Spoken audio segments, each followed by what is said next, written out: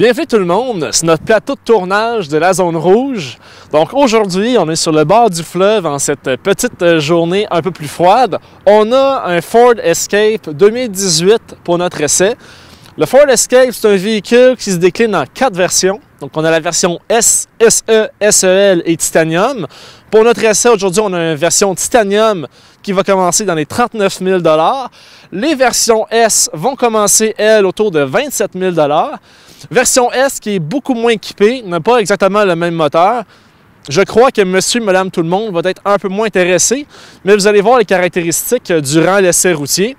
Donc, passons maintenant aux revues des points extérieurs du Ford Escape Titanium 2018.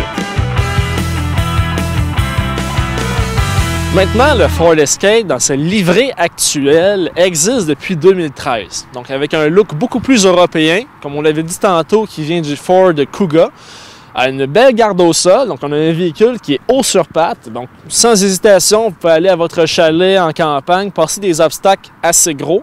Au niveau des moteurs, si on se souvient des années 2013, on avait un moteur 1.6 litres EcoBoost qui avait créé certains problèmes, des rappels. On ne l'offre plus. On est maintenant avec un modèle 4 cylindres 2.5 litres qui offre 150 chevaux autour de cela et qui est le modèle de base qu'on va trouver dans le modèle S. Les modèles SE, SEL vont commencer maintenant avec un EcoBoost 1.5 litres qui, lui, s'est avéré beaucoup plus fiable. Le modèle Titanium, lui, celui qu'on va revoir aujourd'hui, a le 2 litres EcoBoost de 255 chevaux, 275 livres-pieds de couple, qui, lui, est beaucoup plus performant et a prouvé sa fiabilité au fil du temps. Certaines technologies sont maintenant offertes sur le Ford Escape, que ce soit les essuie-glaces à détection de pluie, que ce soit les radars d'angle mort. Donc, tout est offert. Sur le côté du véhicule, vous ne verrez pas une grande différence par rapport au modèle 2013. Là, il y a peut-être sa faiblesse parce que le marché a beaucoup évolué puis on est maintenant rendu avec des Honda CR-V, des Toyota RAV4 beaucoup plus avancés au niveau du look. Donc, Ford vont devoir réagir et très probablement que l'année prochaine, on devrait voir un nouveau modèle de Ford Escape, Ford Kuga, être annoncé pour compétitionner les Tiguan et les Santa Fe de ce monde. On peut avoir l'ensemble de remorquage et aussi pouvoir détecter le pied. Ce qu'on ne pouvait pas faire auparavant, ouvrir l'haillon avec le pied, ça ne se donnait pas avec l'ensemble remorquage. Donc, on a révisé l'alignement des détecteurs et on est maintenant capable de l'offrir. C'est très bien. Passons maintenant à l'intérieur du véhicule pour voir les autres technologies offertes.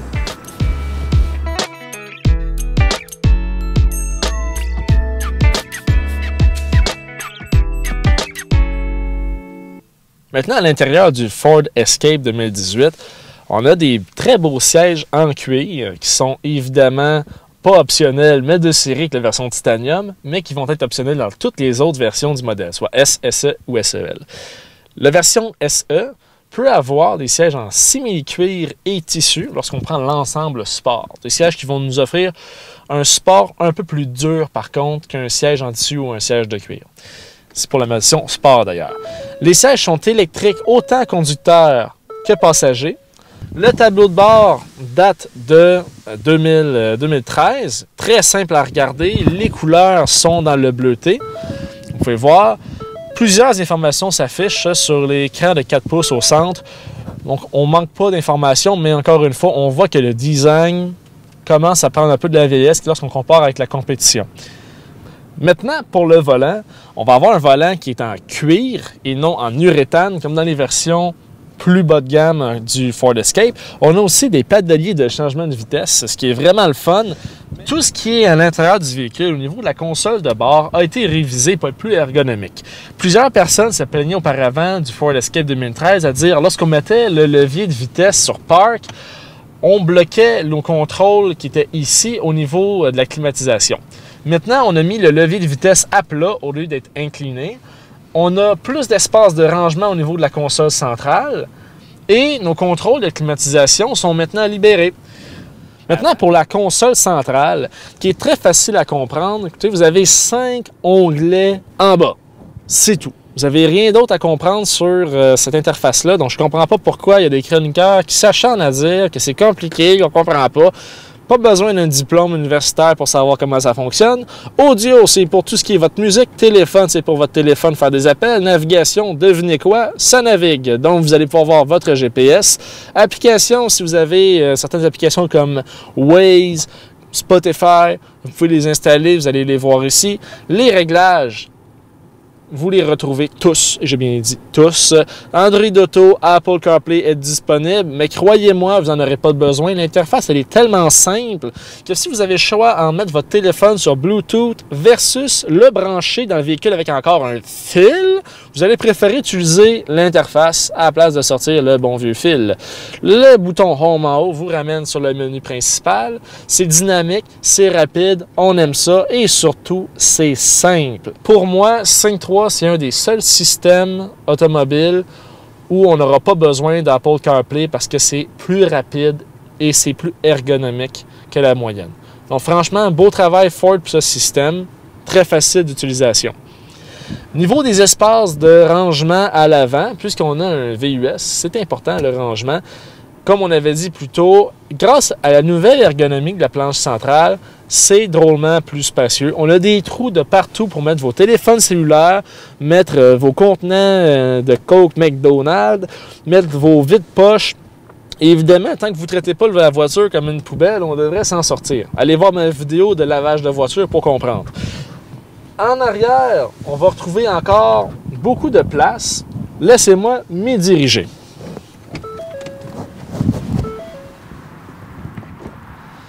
Donc, pour m'asseoir en arrière de moi-même, il y a beaucoup d'espace. L'appui-bras ici, qu'on ne retrouvera pas sur le modèle S, nous offre 2 porte-gobelets de plus et est une bonne hauteur pour un adulte de ma taille.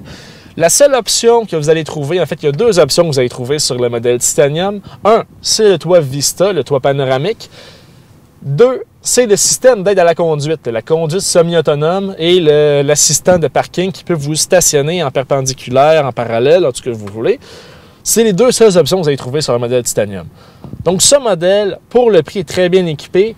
Comme on disait au début, le modèle S n'a absolument rien. Les flottes, les entreprises vont l'aimer, mais c'est juste un moteur, une transmission puis une carrosserie. C'est tout ce que ça représente. Il n'y a pas d'option pour le prix. Ça ne vaut pas la peine. Vous êtes mieux d'aller avec un modèle SE, mettre quelques options ou encore y aller avec le Titanium. Parce que si vous prenez le modèle SEL et vous mettez toutes les options qui viennent de base dans un Titanium, vous allez payer plus cher votre SEL qu'un Titanium. Pensez-y, le meilleur package est certainement celui-ci. Au niveau de l'espace de rangement à l'arrière, ça se fait très bien. On a encore une fois des porte-gobelets dans les portes et on a aussi des espaces de rangement en arrière des sièges conducteurs-passagers qui, fort heureusement, n'est pas un simple net. Ce qu'on n'aime pas, c'est les espèces de filets de pêche en arrière des sièges. Ça manque de classe. Ici, on a des belles poches en cuir, invisibles lorsqu'il n'y a pas d'objet dedans. C'est bien réussi. Et on a même une prise 110 volts en arrière de notre console centrale. Donc, pour les enfants, en arrière, on peut brancher un iPad, un laptop. On peut mettre pas mal tout ce qu'on veut. L'espace pour la tête est très suffisant.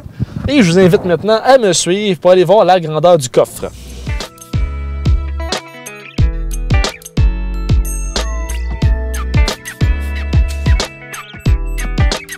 Donc, le Ford Escape, c'est un véhicule utilitaire sport compact, mais qui offre beaucoup d'espace de rangement à l'arrière du véhicule. Votre épicerie, votre Costco devrait rentrer en principe en arrière du Ford Escape. Mais si jamais vous avez besoin d'encore plus d'espace, il est possible de rabattre les sièges de la seconde rangée, mais ça se fait plutôt facilement. En fait, vous avez simplement à peser sur le bouton de l'appui-tête ici. Donc, on fait baisser l'appui-tête et on a une petite manivelle à tirer sur le côté du siège. Lorsqu'on tire sur la manivelle et on en ramène le siège, ça vous fait un plancher tout à fait plat. Et ici, vous pouvez voir, vous pouvez mettre facilement des longueurs de bois, quoi que ce soit. Vous pouvez faire du travail avec ce véhicule-là. C'est une belle dimension pour travailler et pas trop petit, comme on peut voir maintenant avec la nouvelle mode des VUS sous-compacts.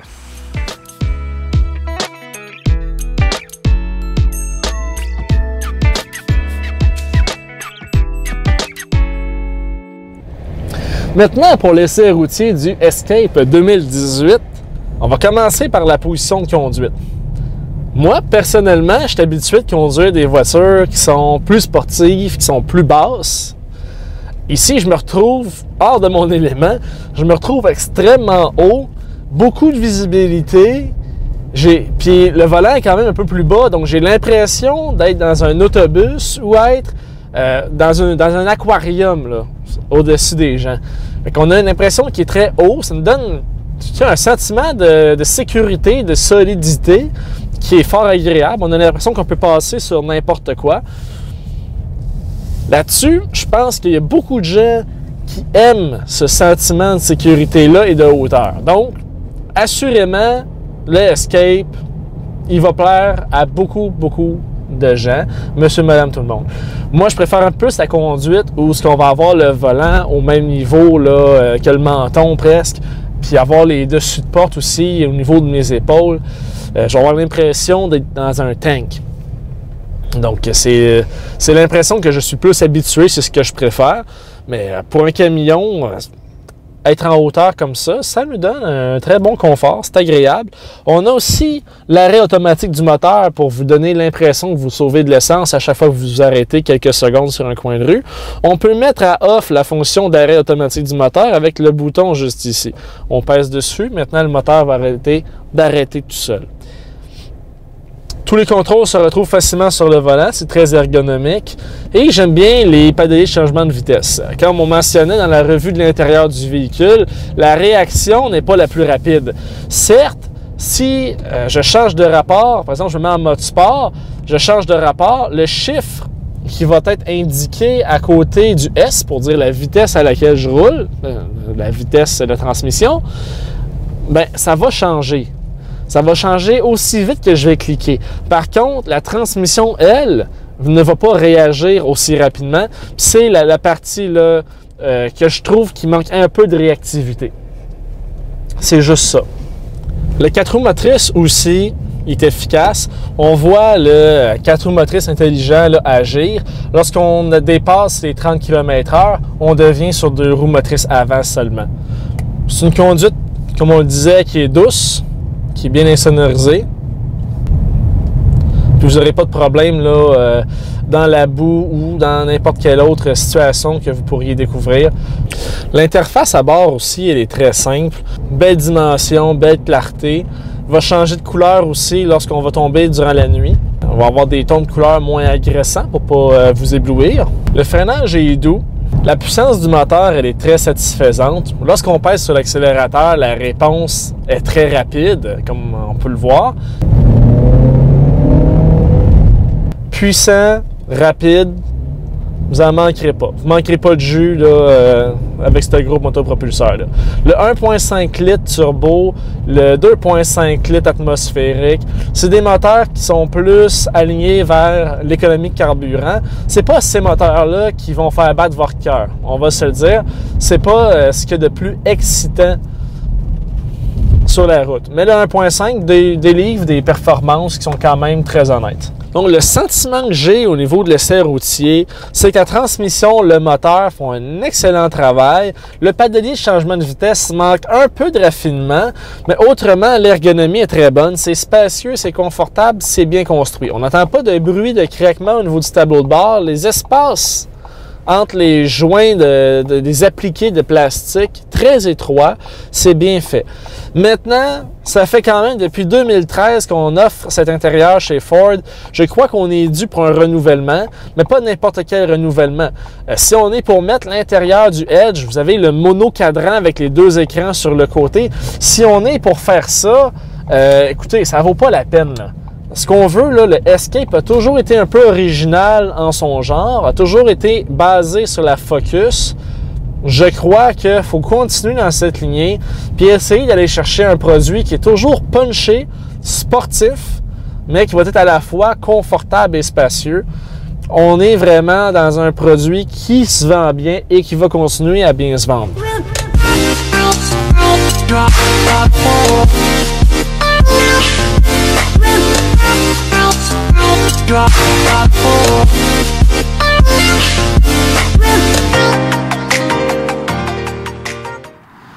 Pour conclure maintenant sur l'essai du Escape 2018, c'est un véhicule qui est complet, Donc, on a tous les équipements possibles en option ou de série. Et la fiabilité est éprouvée au fil des années, c'est pas un problème. On est dû pour un changement chez Ford parce que Honda CR-V, Toyota RAV4, Volkswagen Tiguan sont arrivés avec des modèles plus à jour, plus agressifs au niveau du look, plus originaux. Donc c'est là que le Escape va devoir changer. Maintenant, le véhicule est agréable à conduire. La conduite, elle est douce, un peu légère, un peu trop insonorisée à mon goût, mais la clientèle, c'est ce qu'il désire. Il désire un véhicule qui est confortable, spacieux, silencieux et fiable. Ça répond à toutes ces caractéristiques-là. C'est un excellent achat pour quelqu'un qui va avoir un véhicule utilitaire sport, qui va vous amener du point A au point B. Monsieur, madame, tout le monde va être très satisfait. Merci de nous suivre sur Facebook, YouTube et Instagram. On apprécie votre support, c'est grâce à vous qu'on existe.